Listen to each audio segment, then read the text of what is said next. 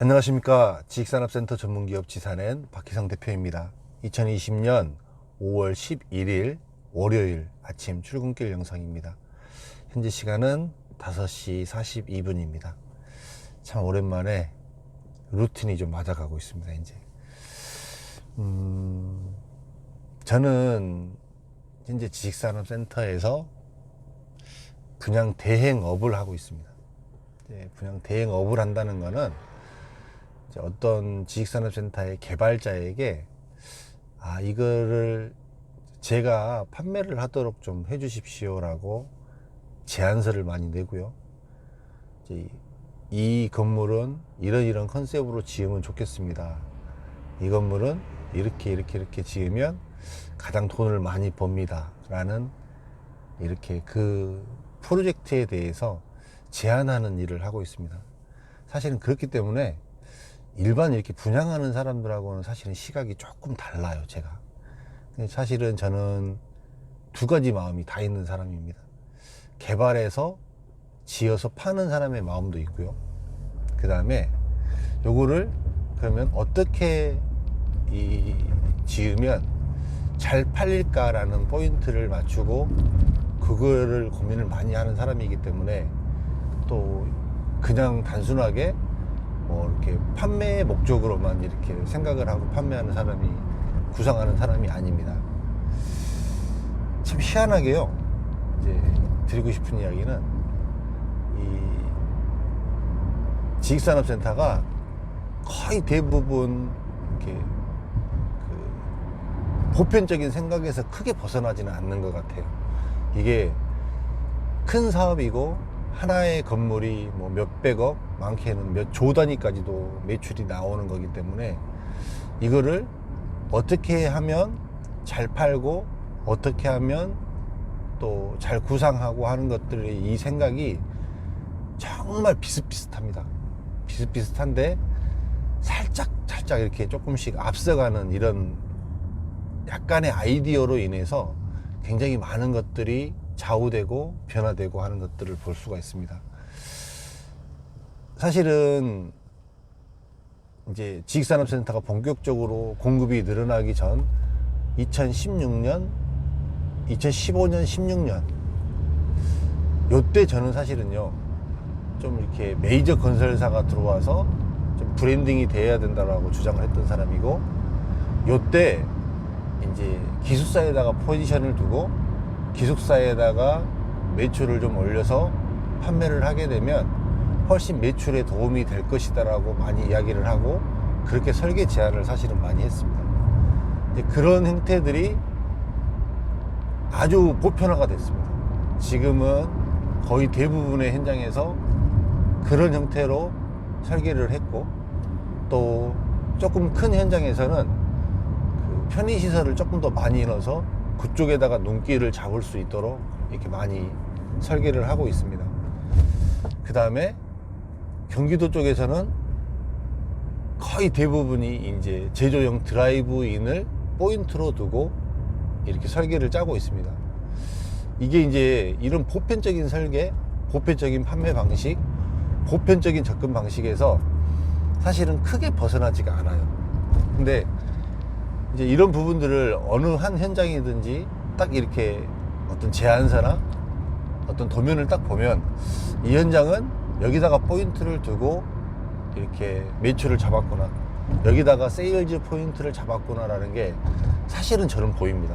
근데 일반 사람들의 눈에서는 사실은 그런 것까지는 보이진 않는데, 대부분 만들어서 파는 사람은 이제 여러분들이 대부분 사는 사람이잖아요. 투자하는 사람이잖아요. 만들어서 파는 사람은 여러분들에게 뭔가를 좋게 보이게 하기 위해서 뭔가 하나 포인트를 만들고 이렇게 준비를 한다는 거예요. 근데 그게 사실 그 생각들이 그렇게 많이 진화되고 변화된 생각들은 아닙니다.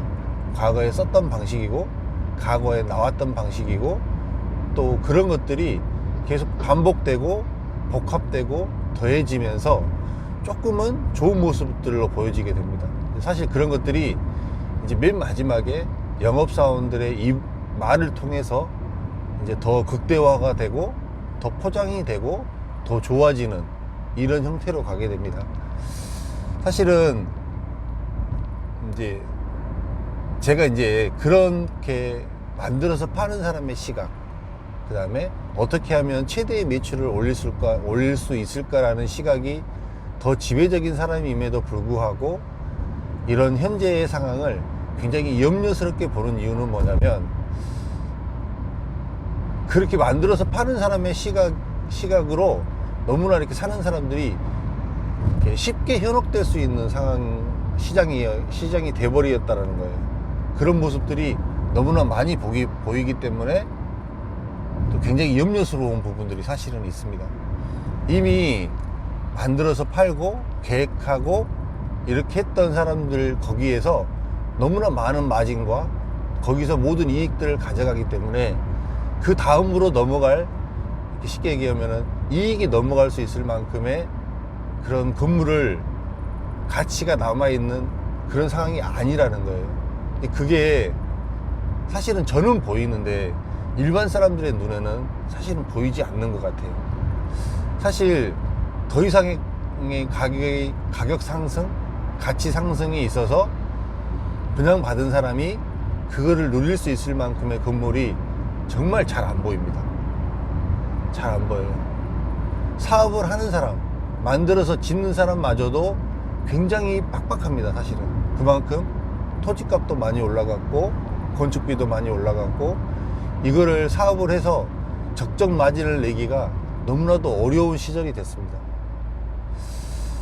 이제 이렇게 공급이 많아지고 상황이 복잡해지고 이렇게 되면 이제 분명히 또 규제도 나올 것이고 또 여러 가지 이렇게 문제점들이 나올 거란 말이에요. 그러면 앞으로 향후에는 그럼 또 다시 어떤 모습으로 나타날까요? 근데 저는 사실은 늘 이렇게 반박자 빠른 모습들을 예상하고 반박자 빠른 모습을 또 제안해 드려야 되는 사람이다 보니까 시장을 모니터링을 하지 않을 수가 없습니다.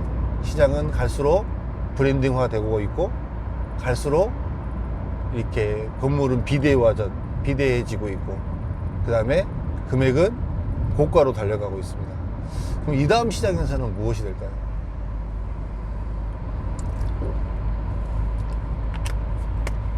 이 다음 시장에서는 이런 것들을 대부분의 투자자들이 들어와서 이 모든 것들을 받쳐주기 때문에 이 모든 것들이 가능하고 넘어갈 수 있는 시장이 되었는데, 아직까지는 투자자들이 들어와서 들어올 투자자들이 아직까지는 많은 것 같아요. 아직도 꼭대기가 아니에요. 아직도 더 많은 사람들이 지식산업센터에 들어와야 되고 지식산업센터에 투자해야 됩니다. 그런 상황인 것 같아요. 지금 현재가 아직도 그런 사람들이 많기 때문에 당분간은 현재의 모습들로 지식산업센터가 나올 확률이 굉장히 높습니다. 그러면 이제 이런 부분들이 약간은 일반 사람들한테도 별거 없다라고 이렇게 느껴지는 이런 상황이 되게 되면 그 다음 모습은 어떤 모습으로 바뀔까요? 그 다음 모습은 지식산업센터를 또 어떤 식으로 짜야 될까요? 제가 이제 이전에 이렇게 설계하고 제안했던 모습들은 뭐였냐면 진짜 럭셔리하게 가는 방법이었거든요. 이제 조금은 너무나 고분양가가 되기 때문에 이거를 일반 투자자들, 일반 회사들이 감당해낼 수가 없어요. 그렇게 하기 위해서는 이제 더 높은 분양가를 받기 위해서는 어떤 모습으로 가야 되느냐, 요거에 대해다가 또 이제 포커스를 맞춰야 되거든요. 그렇게 되면 좀 더 뭐 실내 뭐 장식이나 아니면 외관이나 뭐 이런 부분에 있어서 확실하게 어떤 럭셔리할 수 있게 이렇게 설계를 짤 수 있는 이런 모습으로 또 가게 될 수도 있다, 이런 모습도 예상할 수 있고요. 이제 전국에는 또 뭐냐면 분명히 돌아서 다시 이제 투자자들이 좀 정리가 되고 다시 이제 본연의 아파트형 공장 모습으로 또 돌아가는 이런 모습으로 다시 될 수도 있습니다.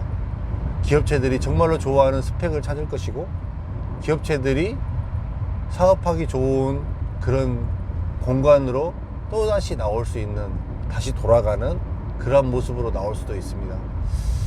참 이렇게 지식산업센터가 여러 가지 많은 모습들을 보이면서요, 참 많은 생각들이 듭니다.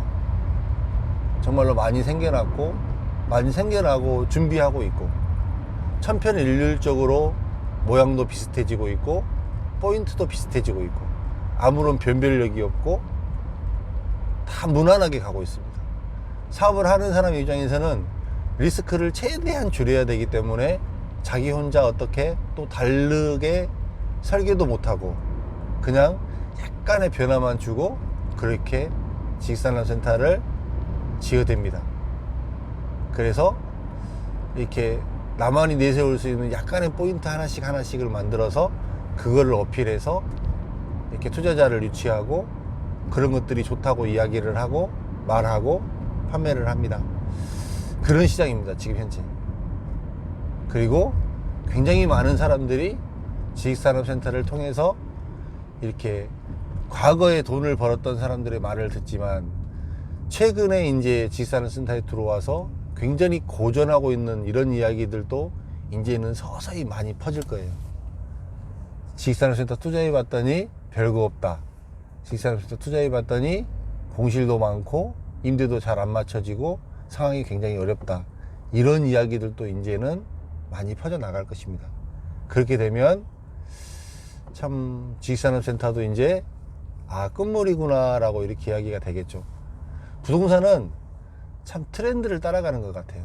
어느 날 보면 굉장히 상가가 인기가 있었던 시절이 있었고, 어느 때 보니까 오피스텔이 그렇게 인기가 있었던 시절이 있었고, 어느 날 보니까 아파트가 그렇게 갭 투자를 하던 시절이 있었고, 어느 날 보니까 도시형 생활주택이 그렇게 떴고, 또 어느 날 보니까 이렇게 지식산업센터가 이렇게 난리를 치듯이 지어지고 있습니다. 참 틈새에 있었을 때, 아무도 쳐다보지 않을 때, 오직 기업체들만 쳐다봤을 때 아파트형 공장을 시작해서 대한민국에 투자를 하려고 하는 사람들은 다 쳐다보는 그런 지식산업센터가 되었을 때까지 이 현업에 있는 사람으로서, 그리고 만들어서 파는 사람에게 이렇게 만들어서 팔면 잘 팔리고 이렇게 만들어서 팔면 최대 매출을 올립니다라는 것을 짜고 기획하고 준비하는 사람으로서 참 많은 생각들이 들게 하는 현재의 시장입니다. 참 이렇게 벌떼들처럼 많은 사람들이 들어오고 조금의 이익을 위해서, 조금이라도 안정적인 어떤 월세 수익을 위해서 이렇게 관심을 가지고 투자를 하고 이 투자의 열풍이 불어있는 이러한 대한민국 속에서 또 핵심적인 역할을 감당하고 있는 이 지식산업센터가 과연 또 어떤 모습으로 또 진화되고 정리되고 또 나아갈지 사실 현업에 있는 사람으로서 굉장히 많이 궁금합니다. 정말 큰 틀에서 봤을 때 지식산업센터, 큰 틀에서 이렇게 지식산업센터를 바라봤을 때 시장의 전망이 결코 좋지 않습니다. 그런 모습들이 많은 위기감을 느끼게 하고요. 제 업에서도 참 이렇게 블루오션이었는데 이제 이렇게 조금은 이렇게 안 좋아지는 모습들이 많이 보이는 것들에 대해서 상당히 제 업에 대해서 염려스럽고 그렇습니다. 여러분들이 지식산업센터를 저만큼의 시각으로서 사실은 보는 사람들이 그렇게 많지 않아요. 제가 이렇게 여러분들에게 많은 이야기를 사실은 드렸지만 저는 단순하게 이 건물 좋습니다 이렇게 판매하는 사람이 사실은 아니었기 때문에 굉장히 다른 시각이었습니다.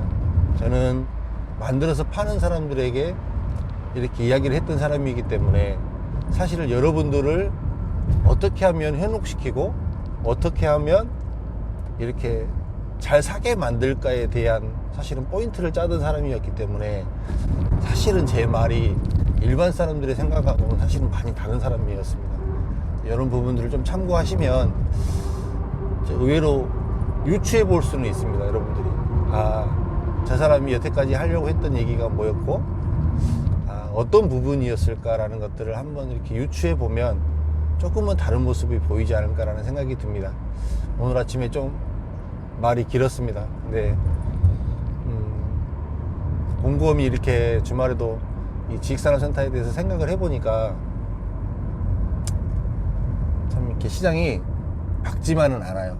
밝지만은 않고 이제 이렇게 그러면 거의 만약에 조금 더 가서 많은 사람들이 어려워지고 그래서 이 업 자체가 많이 꺾어지게 되면 저는 또 무슨 일을 해야 될까?